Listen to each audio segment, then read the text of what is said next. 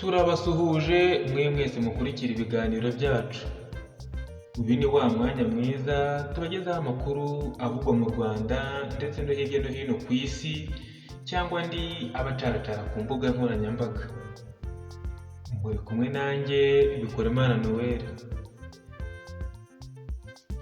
Tugiye kubabwira icyo byasabye ngo indirimbo ya theben isubire kuri YouTube. Ubwo habaga ubukwe bw'umukunzi wa theben ari we Uwikeza Pamella na theben mukunze kwita Benjamin uzwi mu ndirimbo nyarwanda. Hari indirimbo theben yaririmbiye umukunzi we Pamella, iyo ndirimbo akaba yaranayimutuye kuri uwo munsi. Ubwo yayishyiraga ku mbuga nkoranyambaga yarahagaritswe. Tugiye kubabwira icyo byasabye ngo indirimbo ya theben isubire kuri YouTube. Inyuma y'amasaha make indirimbo ni Forever ikuwe ku rubuga rwa YouTube ikanarukurwaho ikanahanagurwaho. Hari amakuru yizewe ahamya ko byasabye theben kwishyura nyir'amashusho yari yifashishijwe kugira ngo ikibazo gikemuke. Ni amakuru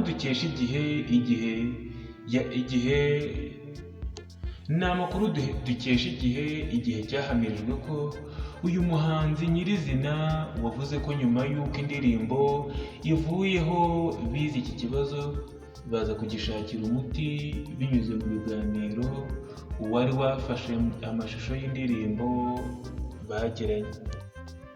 Ati ikibazo cyabayeho ni uko umuntu twari twakoranye waduhaye amashusho yari afite undi bakoranaga, ariko baza kutumvikana, byatumye dukorana n'uwakoze ku mushinga wo gufata amashusho hifashishijwe drone ariko atari we wari nyirawo.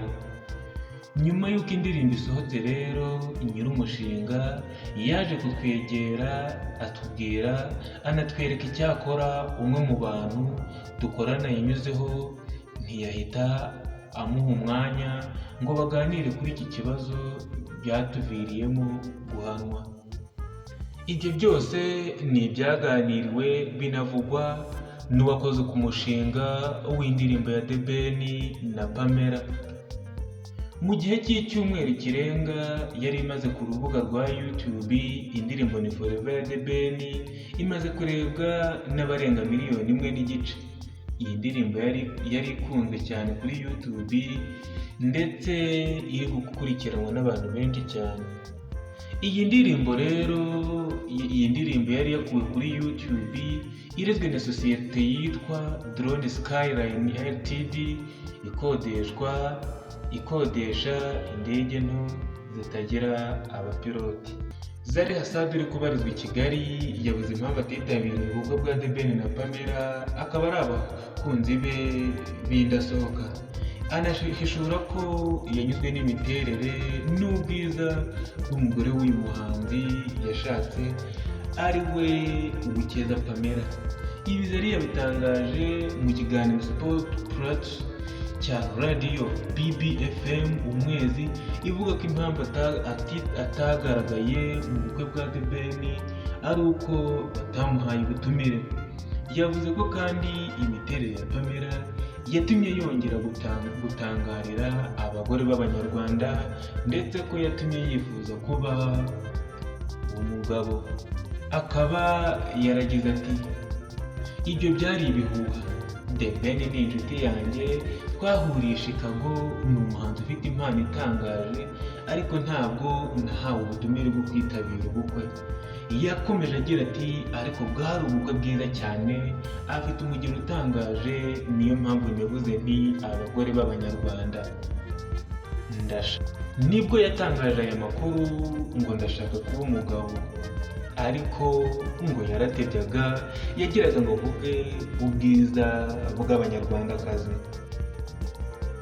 Umuhanzi, umunyamideli, akaba ari n'umusitari Zari yakomeje avuga ko abagore b'Abanyarwanda ari beza cyane kandi yifuriza ibyiza uyu muryango mushya wa theben na Pamella. Theben na Pamella bakoze ubukwe bwavugishije benshi tariki ya 23 Ukuboza 2023 muri Kigali Convention Center, bwitabiriwe n'abarenga 5,000. Zari uzwi muri sinema no ku mbuga nkoranyambaga ku mugabane wa Afurika, ari i Kigali aho afite igitaramo All White Party giteganyijwe kubera muri The Waves Lounge i Remera mu ijoro ryo kuwa gatatu tariki ya 29 Ukuboza 2023, akaba ari n'uyu munsi.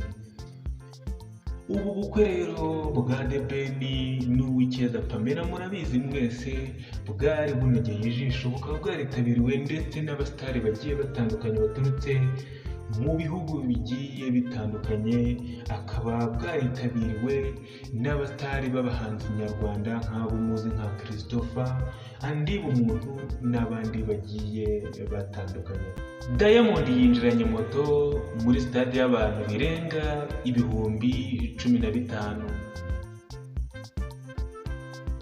Agakingirizo, ukuri n'ibinyoma bikerekeyeho. Ibyo byose nibyo tugiye kuganira tukanabirambura muri aya makuru. Diamond yinjiranye moto muri stade y'abantu barenga 15,000. Umuhanzi Nazeb Abdul Juma wamamaye nka Diamond Platinum yongeye kuvugisha benshi ku mbuga nkoranyambaga nyuma yo kwinjiza moto muri stade y'abantu barenga 15,000. Iki gikorwa Diamond yakoze cyongeye kuvugisha benshi ku mbuga nkoranyambaga nyuma y'uko yinjije moto mu gitaramo cyaherekeje umuhango wo gutaha New Aman Sport Complex yo mu mujyi wa Zanzibar. Uretse kwinjirana moto, Diamond yinjiranye ababyinnyi barenga 25 bamufashije gususurutsa abarenga 15,000 byitabiriye uyu muhango, binyuze mu ndirimbo zakunzwe zirimo Komando yakoranye na Nako, Nta Mpata, Wapi yaririmbwe ijambo ku rindi n'abitabiriye iki gitaramo. Diamond yashimiye Perezida wa Zanzibar Dr. Hussein Ali Mwinyi, avuga ko ari gukora ibikorwa by'indashyikirwa mu guteza imbere imyidagaduro na siporo muri rusange. Agakingirizo, ukuri n'ibinyoma bikerekeyeho bigenda bivugwa. Hari uburyo bworoshye bushobora gufasha buri wese kwirinda igihe agiye gukora imibonano mpuzabitsina, ubwo nta bundi ni agakingirizo. Ubu bushakashatsi bugaragaza ko iyo agakingirizo gatabaho, abantu miliyoni 50 muri Afurika baba baranduye virusi itera sida. Nubwo uburyo bw'agakingirizo bwamaze gukwirakwiza hirya no hino ku isi, hari bamwe bakibuvugaho amakuru atariyo ashobora kuyobya abashaka kugakoresha. Gusa ubu buryo bubumbatiye byinshi kuko bukomeza gukoreshwa n'abantu benshi cyane, bugafasha urubyiruko cyane mu buryo bwo kutandura virusi itera sida cyangwa kudaterana inda zitateguwe ndetse no kwanduramo izindi ndwara. Amakuru twari twabateguriye ntaharangiriye, mwari kumwe nanjye Bikoremana Noel, mugire ibihe byiza.